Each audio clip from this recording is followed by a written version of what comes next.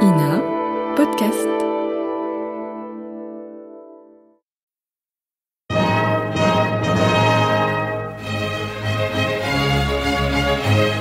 Bon baiser de partout. Une émission secrète de...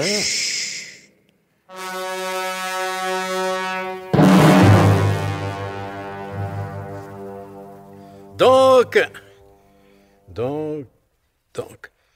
Mais où ai-je bien pu mettre le bout de papier sur lequel les auteurs griffonnent d'une plume plus ou moins hâtive le résumé des épisodes précédents? Mais bon, je l'avais pourtant en main en entrant dans le studio. Je parie que c'est encore une plaisanterie des frères Fauderche. Dans cette maison, on ne se méfiera jamais assez des frères Fauderche. Ils sont capables de tout. Oh non, mais tu l'entends, Raphaël? Pour sûr que je l'entends. Officiel, Jules, je l'entends. Dès qu'il y a quelque chose qui va pas, c'est nous qu'on accuse. Comme si on était capable de faire du tort à notre procès. Ah, messieurs, je vous en prie, rendez-moi le résumé des épisodes précédents. Il est temps que je le communique aux auditeurs impatients. Ne la sentez-vous pas, cette impatience des auditeurs? Mais non, mais on n'est pour rien dans cette affaire, alors quoi? Pas vrai, Raphaël? Officiel, Jules. Ça, tu peux pas savoir comme t'as raison. Messieurs, je vous en prie, voyons un bon mouvement, mais je risque ma place. Enfin, réfléchissez, monsieur le récitant. Même si on avait voulu vous faire une blague, on n'aurait pas pu. Avec ça, vous seriez gêné. Mais on n'aurait pas pu pour la raison bien simple qu'on n'est pas là. Pas Raphaël. Assure, Jules. Officiel même qu'on n'est pas là, puisqu'on est l'année dernière à Marienbad, alors. Je vous remercie, messieurs, car sans le vouloir, vous venez de me rendre un signaler service.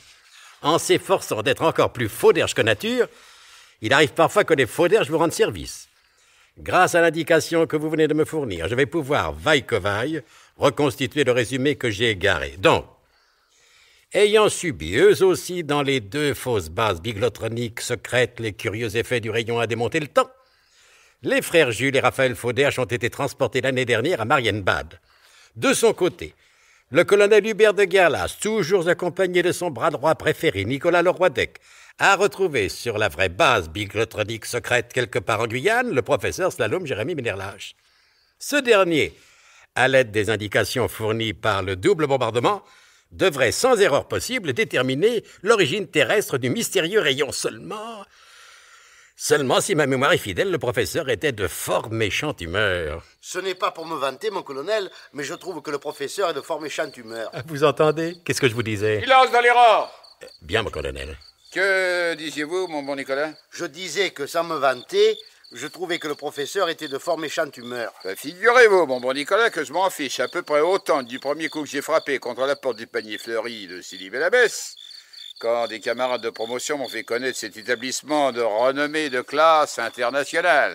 Permettez-moi, mon colonel, très respectueusement, et je crois que c'est la première fois depuis mon entrée au SDUC, permettez-moi de vous contredire. Puisque c'est la première fois, allez-y, mais que ça ne se renouvelle pas, hein? Jusqu'à la prochaine fois, c'est juré, mon colonel. Bon. Avec votre permission, je me permets donc, mon colonel, Oui. de n'être point de votre avis. Ah. La mauvaise humeur du professeur peut avoir pour nous, pour le service, pour la France, les plus fâcheuses et les plus funestes conséquences. Qu'entendez-vous par là? Des conséquences catastrophiques et désastreuses. Je voulais dire, comment êtes-vous parvenu à cette conclusion? La mauvaise humeur du professeur est si grande qu'il peut refuser d'effectuer les calculs que vous lui demandez. Eh bien, je voudrais bien voir ça. Le professeur est capable de tout, sans préjudice du reste et pas mal d'autres choses. Il y a malheureusement du vrai dans ce que vous dicte votre robuste bon sens enclumier. Eh. Le professeur est capable de tout. Mais souvenez-vous, mon colonel, souvenez-vous de l'odieux chantage auquel il s'est déjà livré une fois quand il a exigé que mademoiselle Trousse-Cotte... Taisez-vous, Nicolas. C'était pour la France, mon Je colonel. vous en prie, Nicolas, hein? Ne remuez pas la cendre amère du souvenir, même avec la hampe du drapeau tricolore. Eh bien, je le ferai plus. Bon, allez, allons de ce pas, ainsi que de quelques autres, voir cet illustre savant érotico-nucléaire. C'est très bon, professeur. Croyez bien que si j'avais la possibilité d'être ailleurs, j'y serais déjà. Alors, professeur, quoi? Vous êtes bien ici, non? Ah, vous trouvez, vous? Vous ne manquez de rien. Je ne manque de rien. Ah, je ne manque de rien. Je ne manque de rien. Alors que la toute délicieuse Maria Contraception del Pilular Gomez est partie sans laisser d'adresse. Mais pourtant, je me suis laissé dire qu'elle n'en était pas dépourvue. Mais comment voulez-vous que je travaille sans assistante? Je ne manque de rien. Oui. Voilà bien une réflexion d'enclumier. Alors que je me morfonds, que je ne dors plus, que je ne bois plus, que je ne mange plus, que je me ronge les ongles et que je suis l'angoisse, vous allez encore prétendre que je ne manque de rien. Un seul être nous manque et tout est dépeuplé. Oh, c'est de vous, ça? Ouais, ça m'est venu comme ça. Mon cher professeur, je n'ai pas entrepris ce voyage assez coûteux pour le contribuable à seule fin de vous entendre déplorer l'absence d'un être cher. Dois-je comprendre par cette périphrase, colonel, que vous vous en foutez totalement? Votre approche de la vérité est des plus correctes. Eh bien, colonel, puisque vous vous foutez des conditions dans lesquelles je travaille, je vais vous annoncer une bonne nouvelle qui vous laissera, je le suppose, tout aussi indifférent. J'ai l'intention de ne plus travailler du tout. Il n'en est pas question.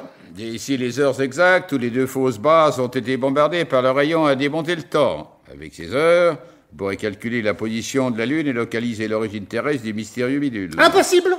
Sans assistante, absolument impossible! C'est votre dernier mot, professeur? Je persiste et signe, colonel. Enfin, pour le chef prestigieux d'un grand service secret, ça ne doit pas être bien difficile de découvrir une jeune assistante. Ainsi, tenez, colonel, si au lieu de vous faire accompagner dans ce voyage par ce brave Nicolas le Roidec, vous aviez eu la bonne idée d'inviter votre secrétaire... Ça suffit, professeur, ça suffit. Vous passez les bornes. J'ai déjà cédé une fois à votre odieux chantage. Mais aujourd'hui, nous en sommes au même point. Que voulez-vous dire, professeur? Pourquoi me faire répéter? Sans avoir l'esprit plus vif qu'un militaire, ce sont des choses qu'on peut comprendre du premier coup. Nous en sommes au même point. Il m'est impossible de travailler sans assistante. Et mademoiselle Trousseau... Ignoble goujat. Oh, mais moi, ce que je vous disais, c'était pour la France. Et ça, c'est pour la France. Oh! Mais vous m'avez giflé! Et comme je n'ai pas l'esprit très vif vu que je suis militaire, je suis bien obligé de me répéter. Oh, mais vous m'avez regiflé! Et je continuerai tant que vous ne m'aurez pas apporté et au trop les calculs que vous ai demandés. Allez, hausse, au bigloton, et plus vite que ça. Eh ben, j'y vais, mon colonel, j'y vais du moment que vous me parlez gentiment. Vous l'avez vu, l'éminentissime savant érotico-nucléaire? Comment qu'il cavale? Pour ça, mon colonel, on peut dire que vous n'y avez pas été de main morte. Quand on fait les choses, autant les faire bien. Mais, Nicolas... J'y pense, Nicolas. Et à quoi pensez-vous, mon colonel? C'est affreux, Nicolas, c'est affreux. Oh, le salaud! Comment? Qu'est-ce qui est affreux, mon colonel? La première fois, l'année dernière, à Athènes, quand j'ai cédé au chantage du professeur en permettant que la pure Mlle Truscott serve d'assistante à se débaucher. Mais si au lieu de céder, là, et pampin, là, comme aujourd'hui... Pampin? Qu'est-ce que vous entendez par pampin, mon colonel? Je veux dire que si j'avais giflé le professeur, il ne serait rien passé. Mais vous ne pouviez pas savoir, mon colonel. Il faut l'avoir été. C'est ce qu'on appelle l'expérience. Voilà, colonel. C'est fait. Déjà? Oh, mais avec le biglotron, ce genre de calcul ne présente aucune difficulté. Voici le relevé sur un claque. Excusez-moi, non, je veux dire sur un calque. Un calque. Avec les indications en longitude et en latitude. C'est à l'intérieur de ce quadrilatère que se trouve indubitablement la source qui projette sur la Lune ce mystérieux rayon. Parfait, professeur, et j'espère pour vous que vous ne vous êtes pas trompé. De toute manière, il faudrait 6 mois de travail à 20 mathématiciens pour vérifier. Alors, vous êtes bien obligé de me faire confiance. Faire confiance, oui. C'est bien la dernière chose à laquelle je songeais en vous regardant. Mais bah, le moyen de faire autrement. Et dans quelle banlieue se situe votre quadrilatère? Je l'ignore, professeur, je l'ignore. Il faudrait reporter les codes sur un atlas et je n'ai pas d'atlas. Eh ben, nous verrons ceci à Paris. Eh ben, Nicolas, l'hélicoptère secret nous attend. Ainsi d'ailleurs que pas mal d'emmerdes, d'ennuis, selon toute probabilité. Je vous suis, mon colonel.